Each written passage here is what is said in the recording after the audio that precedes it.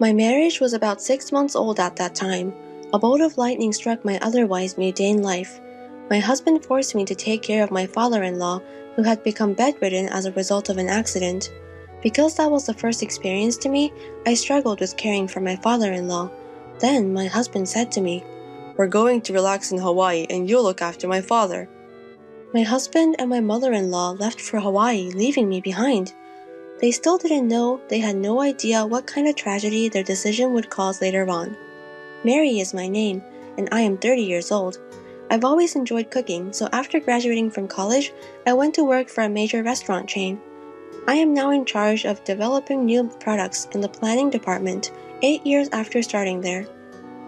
I met Tom, who later became my husband 2 years ago. I went to my favorite Japanese pub all by myself, found full that day, sat at a counter. Tom was sitting next to me. We found we were the same age through a conversation with the pub master.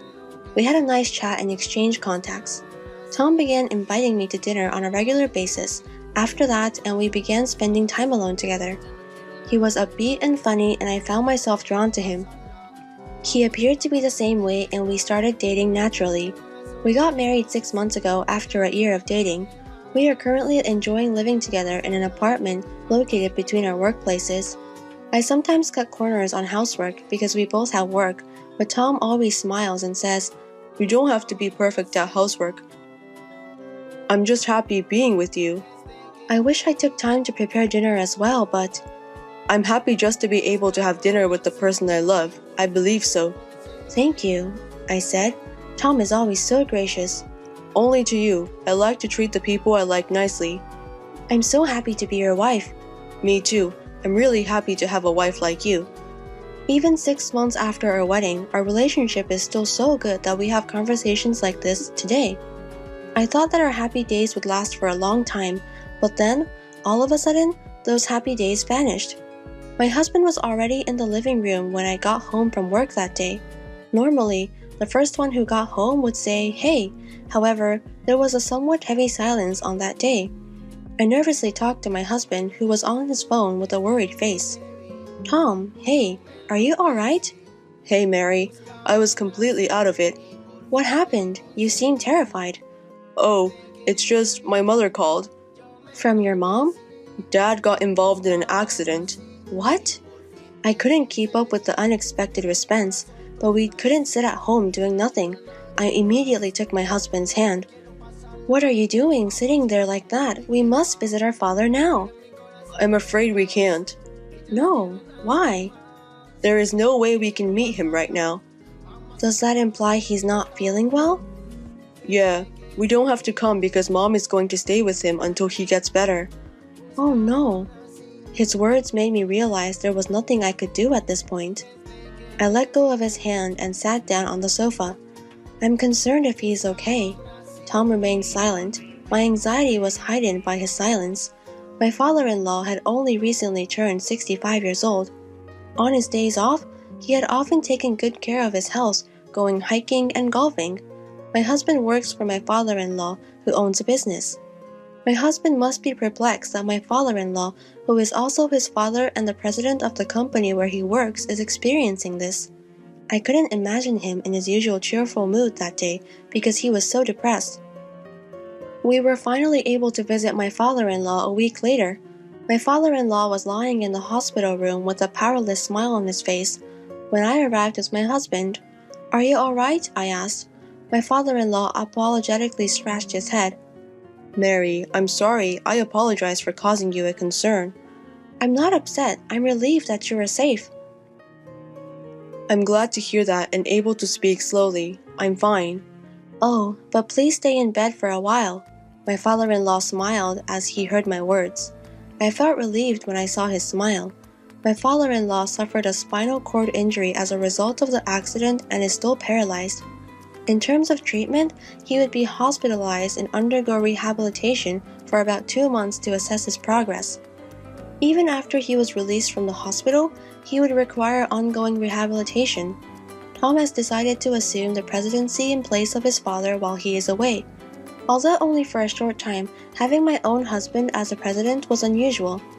My mother-in-law arrived in the hospital room while I was watching the conversation between my husband and father-in-law. She summoned me to a hospital room corner and spoke sarcastically to me. "Hey, Mary, are you sure you're not mistaken?" "I'm mistaken?" I asked. "You are, indeed. Just because Tom is president doesn't mean you can't have fun, right? Please don't take advantage of Tom." "I don't have to be concerned about that because I'm employed and well compensated." "I'm not sure. In the first place, you were aware that Tom was the boss's son. What a vile young lady!" The mother-in-law smirked and said those words matter-of-factly, but it was her imagination, not reality. I didn't realize Tom was the president's son until we were dating for a while. As a result, my mother-in-law has been sarcastic toward me since the start of our marriage. I didn't want to be misunderstood and hated her one-sidedly, so I snapped at her on the spot. "I didn't ask him for money. Tom's personality captivated me." "What? What are you on about? You speak to me as if you know who I am." "That is correct. Nothing would be misunderstood by you." "I'm not sure. Whatever you say, I will never approve of you." "Oh no." My father-in-law, perhaps noticing our conversation, and asked, "What's wrong?" "It's nothing," my mother-in-law said, glaring at me. My mother-in-law's words and actions made it clear that she adored Tom. She probably thought I'm a woman who approached her son for money because we married after only a year of dating. Her attitude toward me has been ruthless since the moment I went to greet her at the wedding. But under that circumstances, I never expected my mother-in-law to be so sarcastic towards me. My husband also adored her troublingly. He said something like this a few days later. "Mary, you're aware that my father will be released from the hospital the month after next, right? We'll be returning to my parents' house at that time." "Wait a minute," I said. "Why are you suddenly saying so?" "That was suggested by Mom. This is a good time for us to move in together," she said. "Mom can't live with my father by herself." "But it's not easy to do that so quickly." "What are you on about? We're all in this together," Mom says to me. "That is so thankful."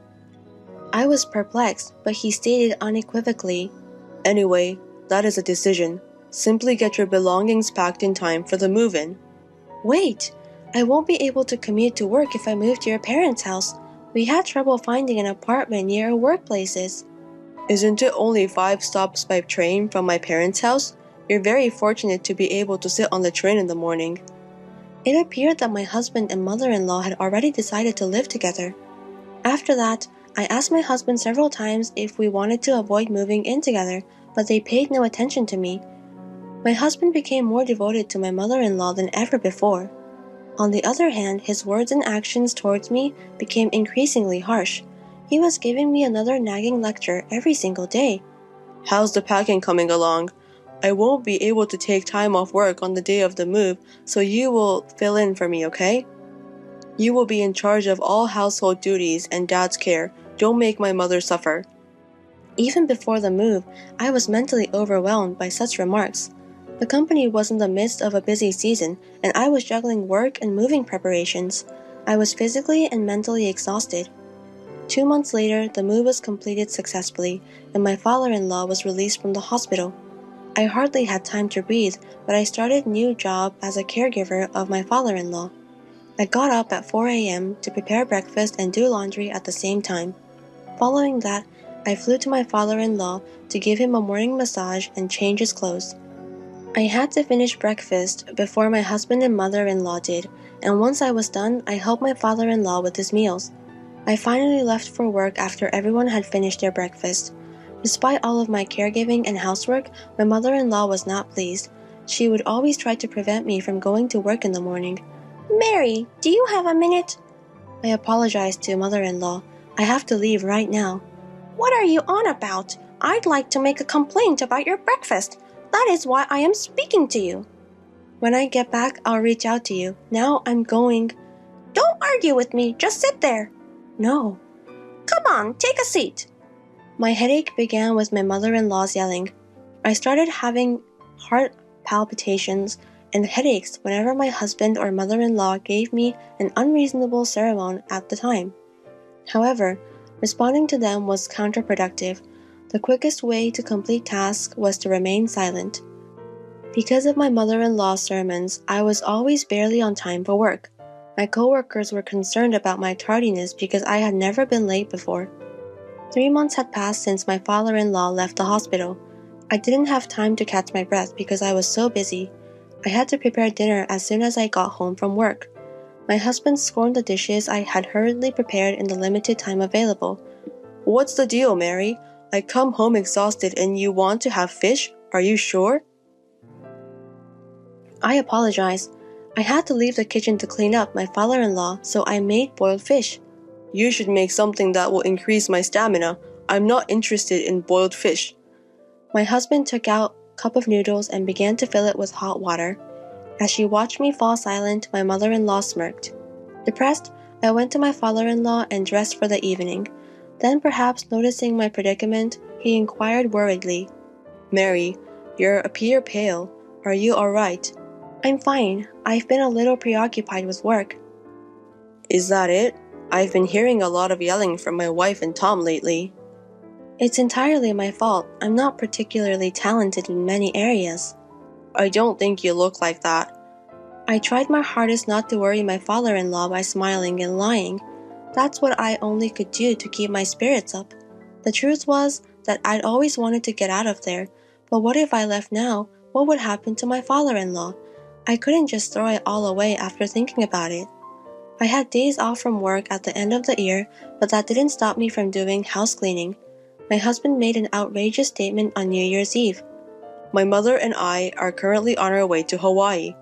What? Hawaii? I spent a long time discussing it with my mother. We've been discussing it for quite some time. Wait a second. Think about the situation your father is in. He is okay with you being here. You're also off work, so you should do something. With a triumphant expression on their faces, my husband and mother-in-law showed me their large carry-on cases. They must have found my perplexity amusing because they tried hard not to laugh. The trip's first day, as they were leaving the house, my husband said simply, Well, you're going to take care of my father. We're going to Hawaii to unwind. We'll be relaxing in Hawaii, so you'll have to do it yourself. My husband and mother-in-law both laughed as they shut the front door.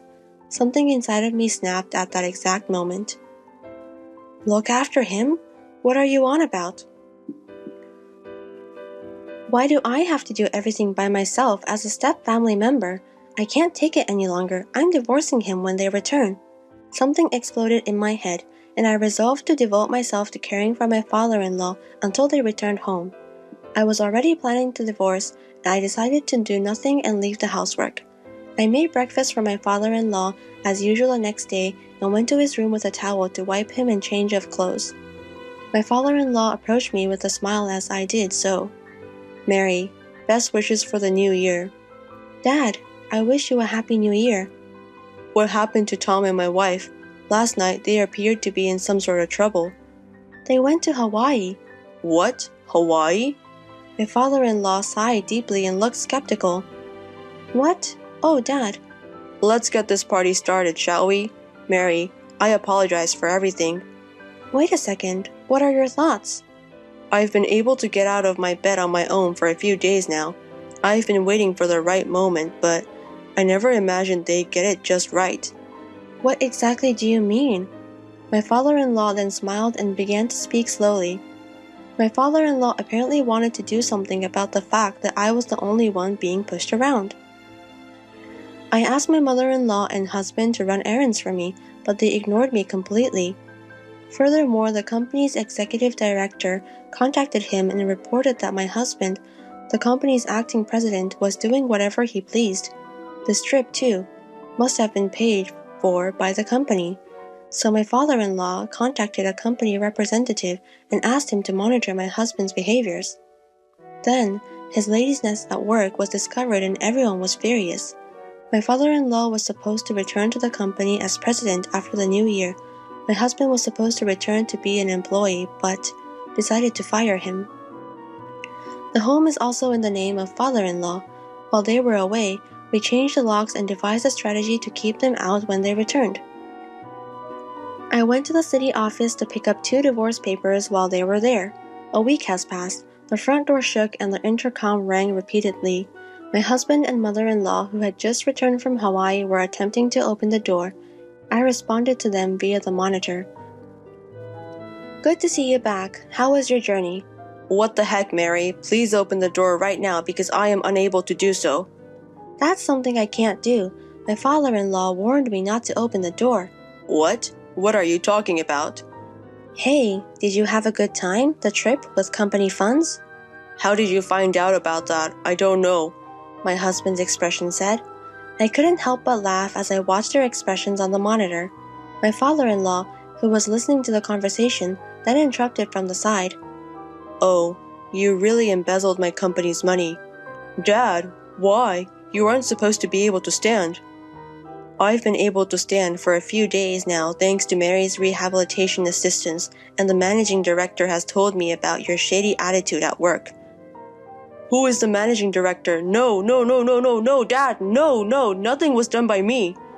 Give it up, you've been fired. You inept piece of shit. Pack your belongings and leave my office immediately. Through the monitor, my husband began to complain with tears in his eyes. Mary, you won't leave me, will you? I snapped back at him as he clutched at me. What? What are you talking about? Do you know how I felt from the time you decided to live with parents without my permission until today? You took advantage of me, along with Mother, and forced me to take care of your father as a matter of course. Do you have any idea how hard it's been for me? Oh, calm down, Mary. I'm sorry. Your apology is worthless. When you left on your trip, I understood it's a waste of time to continue the family with you. I'll live on my own. I don't want a motherfucker like you. At my words, my husband backed away dazzledly. My mother-in-law hurried to support him. The scene was that of a painful mother and son. After that, my father-in-law opened the front door and confronted them with the divorce papers I had received. I had them fill out the divorce papers right then and there, and I kicked them out and locked the door. My husband and mother-in-law pleaded repeatedly, "Open this door," but my father-in-law never responded to their pleas. I have not seen them since. Rumor has it that they are both unemployed and cannot afford to rent a room, so they are sleeping in a comic book cafe and working day jobs. It must be a world of difference from the life they had been leading. Well, the punishment is well worth it for them. After the divorce, my father-in-law said to me, "I'm going to hire a housekeeper from now on, so you are free to go." I took him at his words and moved to a place near my work. I am now living a comfortable and fulfilling life. I cannot thank my father-in-law enough for saving me. I am determined to repay him in any way I can.